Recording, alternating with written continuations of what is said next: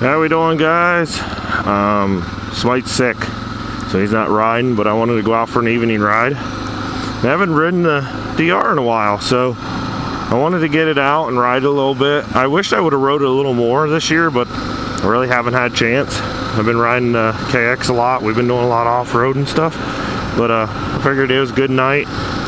It's fall, leaves are changing, so thought I'd get it out a little bit. But a lot of people like the stories, so I got a few stories obviously floating around in my head, so I was gonna go ahead and tell you some more stories. So I guess it's story time with Warren V, huh? So anyhow, just a quick background. This story is about my dad, and my dad was in the Marines, and he was in Vietnam. He served his country. He went over to Vietnam. He lost an arm and a leg due to mines over there, land mines. And of course, when you get back from that, and I saw this as a kid, people aren't nice to you when they find out that you were in Vietnam. A lot of name calling, a lot of stuff, because a lot of people didn't believe in that we should be over there. And a lot of the guys that went over there didn't believe we should be over there. My dad didn't believe we should be over there. But you know, when the country tells you you're a Marine and you're gonna go over here and do this and do that, you gotta go. So, and that's like today with people saying, oh, well, you know, the troops shouldn't even be over there, I'm not gonna support them. Well, you know what, you're right, the troops shouldn't be over there. I don't agree they should be over there, but if they're gonna be over there, I'm gonna support them. And that's my stand on that. These guys need your support, because you know they don't want to be over there either, but that's their job, and that's what they're told. That's what they're being told they have to do. So there's my stand on that. We're not gonna go any farther into that. I'm gonna get into the story. So here's how the story goes. My dad, he liked to go to the bars, and my stepmom, she liked to go to the bars and stuff with him. So they were at this bar one night, and it's not a club. The clubs is the new style thing. These are bars, you know, like biker bars and stuff like that. So there was one down in town, and they were at it, and my stepmom and my dad were in there, and they, you know, hanging out. And she had a fur coat on. She liked to wear nice stuff, and my dad, you know, would buy it for her. So she had this, and this was a long time ago too. Like I'm saying, this is probably back in the 80s, I would say. And the world was different back then. And you know, she had this fur coat on, and she had it for, you know, quite a while.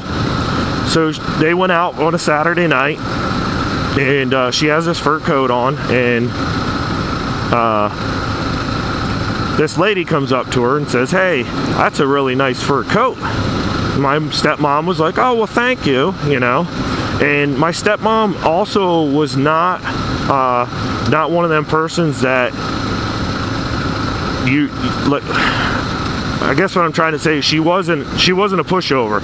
I mean, she could hold her own too, you know, and she wasn't very big, but it didn't matter. And this lady's like, well, I think I'll have that fur coat. And my stepmom's like, what? And she's like, yeah, I think I'll have that fur coat. And my stepmom's like, well, you know, that's not gonna happen. You're not getting the fur coat. So the lady's like, oh, I'm getting that fur coat. And my stepmom's like, no, you're not getting the fur coat. So the lady walks away, and I don't know, maybe 5-10 minutes later, we're looking for deer, and I see some deer up there. Oh, I'm looking for deer. You guys are just along for a ride. I don't think you guys can see them, but there's a couple deer up there. Oh, there's quite a few deer up there. Like I said, I don't know if you can see them. I'm actually looking for the bucks, but I don't care about them does. Not right now. So anyhow, sorry, back to the story. So about 10 minutes later, these two guys come over, and they're like, hey, so-and-so's girlfriend here wants that fur coat. My dad's like, yeah? So what are you trying to say? They're saying, well, we're taking the fur coat. My dad said, you're not taking the fur coat. And they said, sure we are. My dad said, I'll tell you what, we're gonna go outside, and if both of you guys can beat me up, you can have the fur coat. So they were like, hey, let's do it. Of course, at this time, the whole bar, because my dad and my stepmom used to frequent this bar, and she actually worked there at one time, they knew, oh, this isn't going to be good. So the whole bar's, you know, going outside to see what's going on. So my dad, you know, walks out in front of them. He gets about halfway. There was like a little road between the bar and the parking lot, and he gets about halfway, almost, you know, just across the street, but his truck's, you know, a little ways farther away.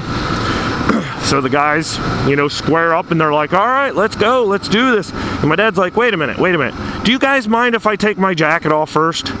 And they're like, no, go ahead and take your jacket off. We'll wait right here for you, because we're taking that fur coat home with us. And he's like, all right, hold on, man. He's like, I'm going to take my jacket off. I'll be right back. He goes, my truck's right here. I'm not going anywhere, you know, but I'm going to take my jacket off and I'll be right back. So they're like, all right. Of course, everybody's out there watching this go down, and my dad walks over to the truck, takes his jacket off, you know, opens the door, takes his jacket off, reaches under the seat, grabs the 44 mag, cocks the hammer back, shoots one round in the air, and people were just running everywhere. He said them guys were nowhere to be seen. They're gone. This guy on the sidewalk was so scared that when my dad shot the bullet in the air, he dropped a 6-pack of beer, and it was spraying all over. And the lady standing on the sidewalk next to him was like, oh, he just shot your beer. Oh, he just shot your beer. And the guy's trying to pick up this 6-pack and get going. My dad said people were running everywhere. And he said to my stepmom, let's go, get in the truck. We got to get out of here. Of course, he left. And, you know, the cops never showed up or nothing ever happened, because it was a different time and a different age back then. Obviously, now you shoot, you know, you're in the middle of town and you shoot, cops are going to be there in no time. But, yeah, that was one of the funny stories that we were all actually at home, and they come home that night and told us what happened and stuff. And my dad, to this day, when he tells people that story, he said, you know, them two guys, they probably would have beat me up and taken that fur coat, but they let me go to my truck. That was their mistake, is they let me go to the truck. But he used to have all kinds of guns, but he had a Smith & Wesson 44 mag that he carried around all the time, you know. And if anybody knows about guns, a 44 is a big gun. I mean, now there's bigger guns now. I understand that. There's 50 cals and everything else that you could carry. But back in the day, the 44 mag was the beast. And he would carry it in his truck under a seat. And he said, you know, that's the mistake that them two guys made. They wanted that fur coat so bad, but they let him go to his truck. So yeah, there's some deer right out there.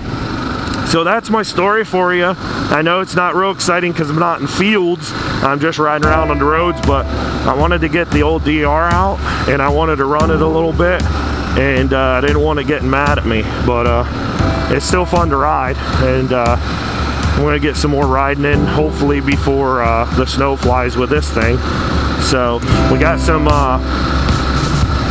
things coming up here, not next week, but the following week. We're going on a trip, so Smite's going to vlog that trip and stuff, so you can see what's going on there. It's going to be pretty exciting for us, so we're going to go do that.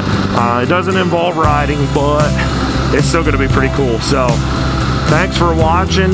I got more stories. If you want to hear more stories, make sure you put comments in the thing. I got lots of stories. You know, this is the area I grew up in, so as young kids we did a lot of stupid stuff that we shouldn't be even alive right now. I got some three-wheeler stories I can tell you, and some of them are really short though. So what I would like to do is probably combine maybe 2 or 3 stories into one motovlog, depending on how long we motovlog, because some of them are just short stories of just funny things that happened.